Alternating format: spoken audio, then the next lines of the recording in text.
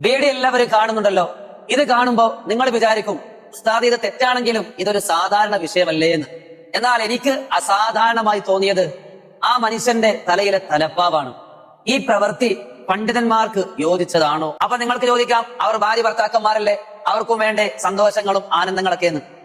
എന്റെ പ്രിയമുള്ള മുഅ്മിനീങ്ങളെ, ഒരു സത്യവിശ്വാസിക്ക് പരിശുദ്ധമായ ഇസ്ലാമിൽ നിക്കാഹിന് വ്യക്തമായ മാതൃകയുണ്ട്. ഫാത്തിമ റളിയല്ലാഹു അൻഹയുടെ നിക്കാഹിലൂടെ മുത്തുനബി നമ്മളെ അത് പഠിപ്പിച്ചതുമാണ്. കല്യാണങ്ങൾ ആഭാസതരങ്ങളായി മാറിക്കൊണ്ടിരിക്കുന്ന ഈ കാലത്തില് അത് പറഞ്ഞു മനസ്സിലാക്കി കൊടുക്കേണ്ട പണ്ഡിതന്മാരിൽ തന്നെ ഈ രൂപത്തിൽ തെറ്റുകൾ സംഭവിക്കുമ്പോ മുസ്ലിം ഉമ്മത്തിന്റെ ഇടയിൽ തെറ്റിദ്ധാരണ സംഭവിക്കില്ലേ? നമ്മൾ ഈ വേഷം ധരിച്ച് ഒന്ന് ചെയ്താൽ സാധാരണക്കാർ നമുക്കെതിരെ 100 ചെയ്യും, നിങ്ങൾ അതിൽ ഉത്തരവാദികളല്ലേ എന്ന് കരുതി ഭാര്യമാരോട് സ്നേഹപ്രകടനം നടത്തണ്ട എന്ന് പഠിപ്പിച്ച മതമല്ല ഇസ്ലാം. നിങ്ങളെ ഭാര്യമാരോട് കൊഞ്ചുകയോ പുഴകയോ റൊമാൻസ് കാണിക്കുകയോ യാത്രകളോ സന്തോഷങ്ങളോ എല്ലാം ചെയ്തോളൂ. പക്ഷേ അതെല്ലാം നിങ്ങളുടെ സ്വകാര്യതകളാകണം.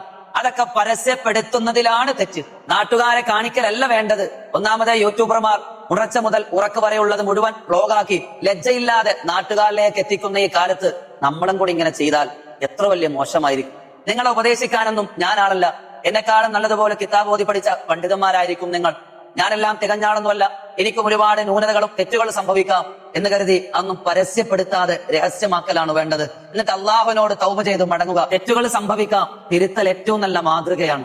ഈ കാലഘട്ടത്തിലാണ് പാവപ്പെട്ട 850 വധൂവരന്മാരുടെ പൂർണ്ണമായ ചെലവും ഏറ്റെടുത്തുകൊണ്ട് കല്യാണം നടത്തി ഗൂഡല്ലൂർ പാടന്തര മർക്കസിലെ അബ്ദുസലാം മുസ്ലിയാരും SYS മാതൃകയായത്.